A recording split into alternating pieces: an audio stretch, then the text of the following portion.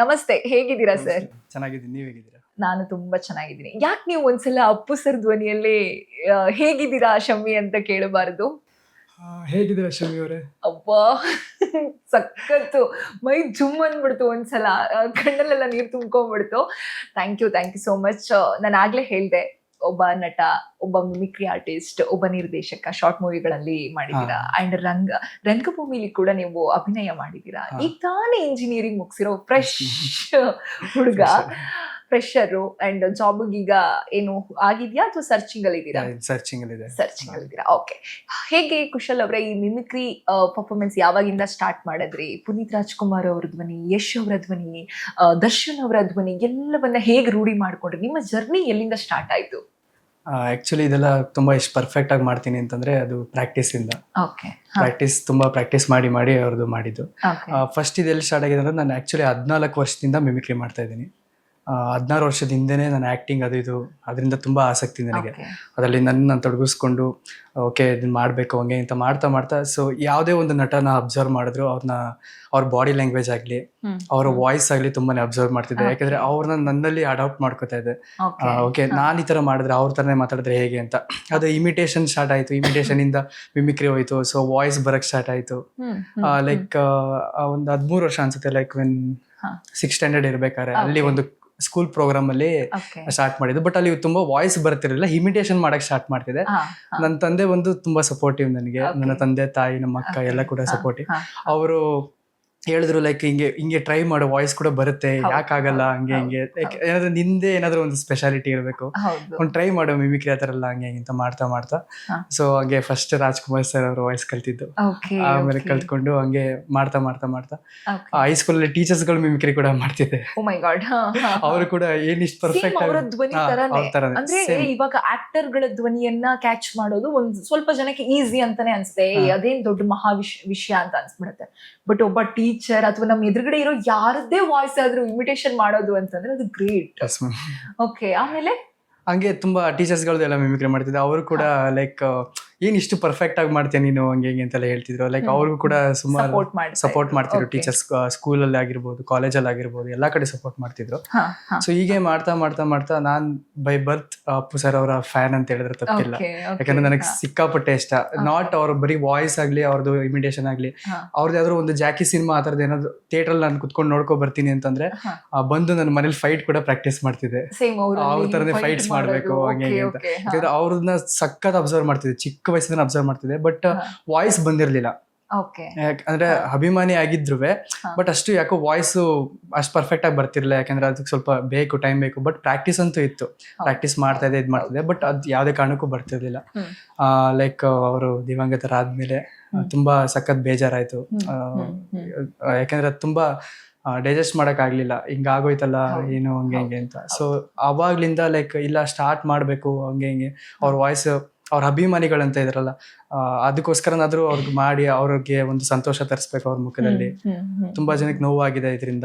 So ಅವ್ರ ಮುಖದಲ್ಲಿ ಸಂತೋಷ ತರ್ಸೋಣ ಅಂತ ಅವ್ರ ವಾಯ್ಸ್ನ ಪ್ರಾಕ್ಟೀಸ್ ಮಾಡ್ತಾ ಮಾಡ್ತಾ ಮಾಡ್ತಾ ಲೈಕ್ ಒಂದು ದಿನ ಫೋಟೋ ಮುಂದೆ ನಿಂತ್ಕೊಂಡು ಕೇಳಿದ್ದೆ, ಲೈಕ್ ಅಪ್ಪು ಸರ್ ನಿಮ್ ವಾಯ್ಸ್ ಪ್ರಯತ್ನ ಮಾಡ್ತಿದ್, ನಿಮ್ಮ ಆಶೀರ್ವಾದ ಇದ್ರೆ ಸಾಕು. ಮಾಡ್ತಾ ಮಾಡ್ತಾ ಮಾಡ್ತಾ ಲೈಕ್ ಅಪ್ಪು ಸರ್ ವಾಯ್ಸ್ ಬಂತು.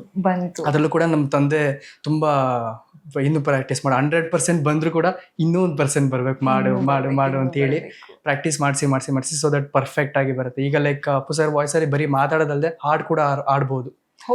ಅಷ್ಟು ಪ್ರಾಕ್ಟೀಸ್ ಕೊಟ್ಟಿದ್ದಾರೆ ಮನೇಲಿ. ಯಾವ್ದಾದ್ರು ಒಂದು ಸಾಂಗ್ ಹೇಳ್ತೀರಾ ಪ್ಲೀಸ್, ನಮಗೋಸ್ಕರ, ನಮ್ಮ ವೀಕ್ಷಕರಿಗೋಸ್ಕರ? ನಿನದೇ ನೆನಪು ದಿನವೂ ಮನದಲ್ಲಿ, ನೋಡುವ ಆಸೆಯು ತುಂಬಿದೆ ನನ್ನಲ್ಲಿ ನನ್ನಲ್ಲಿ. ಸೀರಿಯಸ್ಲಿ ನಿಜವಾಗ್ಲೂ ಅಪ್ಪು ಸರ್ ಎದುರುಗಡೆ ಕುತ್ಕೊಂಡು ಹಾಡ್ದಂಗೆ ಫೀಲ್ ಆಯ್ತು. ನನ್ಗೊಂದು ಡ್ರೀಮ್ ಇತ್ತು, ಅಪ್ಪು ಸರ್ನ ನಾನು ಹೀಗೆ ಕುತ್ಕೊಂಡು ಮಾತಾಡಿಸ್ಬೇಕು, ಇಂಟರ್ವ್ಯೂ ಮಾಡಬೇಕಿತ್ತು ಅಂತ ಒಂದು ಆಸೆ ಇತ್ತು. ಮೋಸ್ಟ್ಲಿ ಅದು ಅಪ್ಪು ಸರ್ ಆಶೀರ್ವಾದ ಅನ್ಸುತ್ತೆ. ಇವತ್ತು ಅಪ್ಪು ಸರ್ ಧ್ವನಿ ಇರೋರನ್ನ ಒಬ್ರನ್ನ ಕೂರಿಸ್ಕೊಂಡು ನಾನು ಇಂಟರ್ವ್ಯೂ ಮಾಡ್ತಾ ಇದ್ದೀನಿ. ತುಂಬಾ ಖುಷಿ ಆಗ್ತಿದೆ. ಅಂಡ್ ನೀವ್ ಆಗ್ಲೇ ಹೇಳಿದ್ರಿ, ನಾನು ಸ್ಕೂಲ್ ಡೇಸ್ ಅಲ್ಲಿ ಕಾಂಪಿಟೇಷನ್ ಅಲ್ಲಿ ಭಾಗವಹಿಸ್ತಾ ನಾನು ಹಿಂಗೆ ಜರ್ನಿ ನಂದು ಸ್ಟಾರ್ಟ್ ಆಯ್ತು. ಆಗ್ಲೇ ನಾನು ಮಿಮಿಕ್ರಿಯನ್ನ ಹೇಗೆ ಪ್ರತಿಭಾ ಕಾರಂಜಿ. ಪ್ರತಿಭಾ ಕಾರಂಜಿಲಿ ಲೈಕ್ ಕ್ಲಸ್ಟರ್ ಲೆವೆಲ್ ಇದಾಗಿ ಅಲ್ಲಿಂದ ಬ್ಲಾಕ್ ಲೆವೆಲ್ಗೆ ಹೋಗಿ, ಬ್ಲಾಕ್ ಲೆವೆಲ್ ಇಂದ ಡಿಸ್ಟ್ರಿಕ್ಟ್ ಲೆವೆಲ್ಗೆ ಲಾಸ್ಟ್ ಆಗೋಯ್ತು, ಸ್ಟೇಟ್ ಲೆವೆಲ್ ಬರ್ಲಿಲ್ಲ. ಅದಾದ್ಮೇಲೆ ನಾನು ಸೌತ್ ಈಸ್ಟ್ ಝೋನ್ ಅಂತ ಒಂದಿದೆ, ಸೌತ್ ಈಸ್ಟ್ ಝೋನ್ ಅಲ್ಲಿ ಸೆಲೆಕ್ಟ್ ಆದೆ ಮೈಸೂರಿಂದ. ಅದ್ ಆಕ್ಚುಲಿ ಸೌತ್ ಈಸ್ಟ್ ಝೋನ್ ನಮ್ ಕಾಲೇಜ್ಗೆ ಬಂದಿತ್ತು.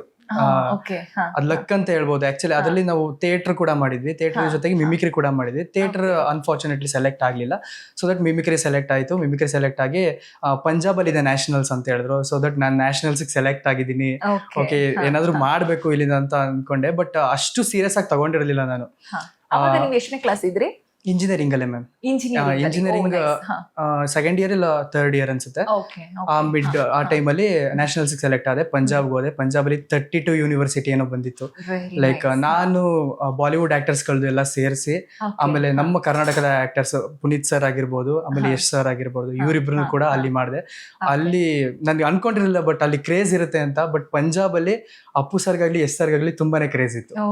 ಅಲ್ಲೂ ಕೂಡ ಆಡಿಯನ್ಸ್ ತುಂಬಾ ಚೇರ್ ಮಾಡಿದ್ರು. ಕನ್ನಡದ ಅಭಿಮಾನಿಗಳು ಅಲ್ಲೂ ಕೂಡ ಇದ್ದಾರೆ.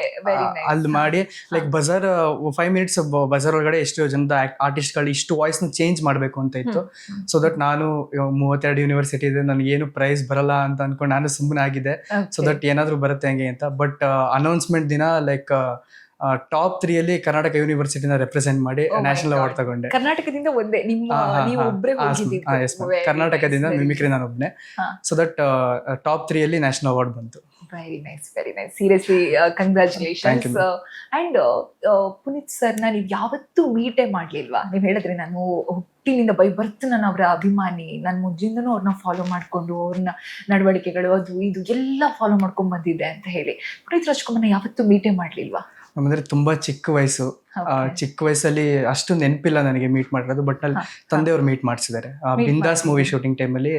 ಅದು ಒಂದು ಟ್ರಾಫಿಕ್ ಇದರಲ್ಲಿ ಮೀಟ್ ಮಾಡಿಸಿದ್ದಾರೆ ಅವರು. ಲೈಕ್ ಶೂಟ್ ಟೈಮ್ ಅಲ್ಲೇ ಅಂದ್ರೆ ಇಲ್ಲ, ಆಕ್ಚುಲಿ ಅವ್ರು ಶೂಟ್ಗೆ ಹೋಗ್ತಿದ್ರು, ಕಾರಲ್ಲಿ ಏನೋ ಇದ್ರಂತೆ. ಸೊ ಅವಾಗ ಅಪ್ಪ ಹೋಗ್ಬಿಟ್ಟು ಅಪ್ಪು ಸರ್ ಹಂಗೆ ಅಂತ ಹೇಳಿದಾಗ ಚೆನ್ನಾಗಿದ್ದೀರಾ ಹಂಗೆ ಅಂತ ನಿಂತ್ಕೊಂಡು, ಆಕ್ಚುಲಿ ಪಾಪ ಟ್ರಾಫಿಕ್ ಅಲ್ಲಿ ನಿಂತ್ಕೊಂಡು ಮಾತಾಡ್ಸಿ ಅಪ್ಪನ. ಸೊ ದಟ್ ಅಲ್ಲಿ ಕಾರಲ್ಲಿ ಒಂದು ಫೋಟೋ ಕೊಟ್ರು. ಅನ್ಫಾರ್ಚುನೇಟ್ಲಿ ಆ ಫೋಟೋ ನನ್ನ ಹತ್ರ ಇಲ್ಲ. ಅಪ್ಪನ ಹತ್ರ ಇರೋದೇ ಫೋಟೋ ಇದೆ, ನಂದು ಇಲ್ಲ. ಆಕ್ಚುಲಿ ನಾನು ತಗೊಂಡಿಲ್ಲ ಅನ್ಸುತ್ತೆ, ಆಗೆಲ್ಲ ಕೀಪ್ಯಾಡ್ ಅದೆಲ್ಲ ಫೋನ್ ಇತ್ತಲ್ಲ.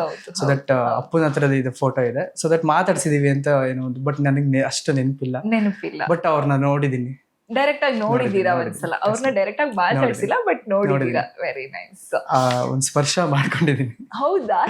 ಅಂದ್ರೆ ಅವರು ಅಲ್ಲಿ ಏನ್ ಹೆಸರು ಹಂಗೆ ಅಂತ ಕೇಳಿದಾಗ ಅಪ್ಪ ಹೇಳಿದಾರೆ. ನಾನು ಅಷ್ಟು ಮಾತಾಡಿಲ್ಲ. ಅವಾಗ ಸ್ವಲ್ಪ ಗುಂಡು ಕ್ಯೂಟ್ ಆಗಿದ್ದಲ್ಲ, ಆಗ ಕೆನ್ನೆನ ಹಿಂಗ ಅಂದ್ಬಿಟ್ಟು ಚೆನ್ನಾಗಿದೆ ಅಂತ ಹೇಳಿದ್ರು. ಅದೊಂದು ಬ್ಲೆಸ್ಸಿಂಗ್ ಮ್ಯಾಮ್ ನನಗೆ ಲೈಫ್ ಅಲ್ಲಿ, ಅದೊಂದೇ ಬ್ಲೆಸ್ಸಿಂಗ್ ಇರೋದು. ತುಂಬಾ ತುಂಬಾ. ಈಗ್ಲೂನು ಅಪ್ಪು ಸರ್ನ ನಾವು ಕಳ್ಕೊಂಡು ವರ್ಷಗಳು ಕಳೆದ್ರು ಕೂಡ ಈಗ್ಲೂನು ಅವರ ಅಭಿಮಾನಿಗಳು ಅವ್ರನ್ನ ಪೂಜಿಸೋ ರೀತಿ, ಅವ್ರು ಮಾಡಿದಂತಹ ಒಳ್ಳೆ ಕಾರ್ಯಗಳು ಸಮಾಜದ ಎದುರು ಕಾಣಿಸ್ಕೊಂಡಾಗ ನಿಜಕ್ಕೂ ಅಪ್ಪು ಅವರು ಎಲ್ಲೋ ಒಂದು ಕಡೆ ದೇವ್ರಾದ್ರ. ಈಗ ದೇವ್ರ ತರ ಕೆಲಸ ಮಾಡಿ ಈಗ ನಿಜವಾಗ್ಲೂ ದೇವ್ರ ಹತ್ರ ಹೋಗಿ ದೇವ್ರೇ ಆಗ್ಬಿಟ್ಟಿದಾರ ಅನ್ನೋ ಒಂದಿಷ್ಟು ಜನರಿಗೆ ಈಗ್ಲೂನು ನಂಬಿಕೆ ಇದೆ. ನಾನು ಆಗ್ಲೇ ಹೇಳಿದೆ, ಅವರ ಅಭಿಮಾನಿಗಳನ್ನು ಹೊರತುಪಡಿಸಿ ಸಾಕಷ್ಟು ಜನ ಅಪ್ಪು ಸರ್ನ ಮಿಸ್ ಮಾಡ್ಕೋತಾರೆ, ಅಪ್ಪು ಸರ್ನ ಪ್ರೀತಿಸ್ತಾರೆ. ಒಬ್ಬ ವ್ಯಕ್ತಿನ ನಾವು ಕಳ್ಕೊಂಡ ಮೇಲೆ ಅವರ ವ್ಯಾಲ್ಯೂ ತುಂಬಾ ಜಾಸ್ತಿ ಅಂತ ಅನ್ಸುತ್ತೆ ಅಂತ ಯಾವಾಗ್ಲೂ ಮಾತಿದೆ. ಅದೇ ರೀತಿ ಅಪ್ಪು ಸರ್ ವಿಷಯದಲ್ಲಿ ಸಾಕಷ್ಟು ಜನ ಅವರ ವ್ಯಾಲ್ಯೂವನ್ನ ಈಗ ನೆನಪಿಸ್ಕೊಳ್ತಾ ಇರ್ತಾರೆ. ಅಷ್ಟು ದೊಡ್ಡ ಅಭಿಮಾನಿ ಬಳಗವನ್ನ ಅವರು ಹೊಂದಿದ್ದಾರೆ. ನಿಜವಾಗ್ಲೂ ಒಂದ್ ರೀತಿಯಲ್ಲಿ ಅದು ಗಾಡ್ ಗಿಫ್ಟ್ ಅಂತಾನೆ ಹೇಳ್ಬೋದು. ಅಪ್ಪು ಅವರು ನಮ್ಮ ಜೊತೆ, ಅದು ಕರ್ನಾಟಕದಲ್ಲಿ ಹುಟ್ಟಿ ನಮ್ಮ ಕನ್ನಡ ಇಂಡಸ್ಟ್ರಿಯನ್ನ ಆಳಿದ್ದಾರೆ ಅಂತಂದ್ರೆ ಖುಷಿ ಆಗುತ್ತೆ. ನೀವ್ ಆಗ್ಲೇ ಹೇಳಿದ್ರಿ ನಾನು ಫಸ್ಟ್ ಟೈಮು ಕಲ್ತಿರೋದು ನಾನು ರಾಜ್ಕುಮಾರ್ ಅವರ ವಾಯ್ಸ್ ಅನ್ನ ಅಂತ ಹೇಳಿ. ರಾಜ್ಕುಮಾರ್ ಸರ್ ಒಂದು ವಾಯ್ಸ್ ಅಲ್ಲಿ ಏನಾದ್ರೂ ಒಂದು ಡೈಲಾಗ್ ಬಿಡ್ಬೋದಾ? ನಮ್ಮ ಅಣ್ಣವ್ರನ್ನ ತುಂಬಾ ಜನ ಫ್ಯಾನ್ಸ್ ಇದ್ದಾರೆ ಖಂಡಿತವಾಗ್ಲೂ. ನೋಡಿ ನೋಡಿ ನೋಡಿ ನೋಡಿ ಬಹಳ ಬಹಳ ಖುಷಿ ಆಗ್ತಾ ಇದೆ ನನಗೆ. ದೊಡ್ಡವ್ರು ಹೇಳ್ತಾರೆ ತಾಯಿಗಿಂತ ದೇವ್ರಿಲ್ಲ ಅಂತ, ಆದ್ರೆ ಬಿಟ್ರೆ ನಾವು ಪ್ರೀತಿಸೋದೊಬ್ಬ ಮಾತೃಭಾಷೆ ಇರ್ತಾರೆ. ನಾನು ಹಾಗಾಗಿ ಹೇಳ್ತಾ ಇರ್ತೀನಿ, ಕಲಿಯೋಕೆ ಕೋಟಿ ಭಾಷೆ, ಹಾಡೋಕೆ ಒಂದೇ ಭಾಷೆ, ಅದು ನಮ್ಮ ಕನ್ನಡ ಅಂತ ಹೇಳ್ತೀನಿ. ಏನಂತೀರಾ? ಅಯ್ಯಪ್ಪ, ಖಂಡಿತ ಸೂಪರ್. ನನ್ಗೆ ರಾಜ್ಕುಮಾರ್ ಸರ್ ಒಂದು ಫೇವ್ರೆಟ್ ಡೈಲಾಗ್ ಇದೆ, ಮೀನಾಕ್ಷಿ ಮೀನಾಕ್ಷಿ ಎಂತ ಮಕ್ಳನ್ನ ಹೆತ್ಬಿಟ್ಟಿತ್ತು. ಪ್ಲೀಸ್ ಅದನ್ನ ಒಂದು ಹೇಳ್ಬಿಡ್ತೀರಾ? ಮೀನಾಕ್ಷಿ ಮೀನಾಕ್ಷಿ ಎಂಥ ಮಕ್ಳಿಗೆ ಜನ್ಮ ಕೊಟ್ಬಿಟ್ಟೆ ನೀನು, ತಪಸ್ಸು ಮಾಡಿ ಪಡಿಬೇಕಿಂತ ಮಕ್ಳನ್ನ.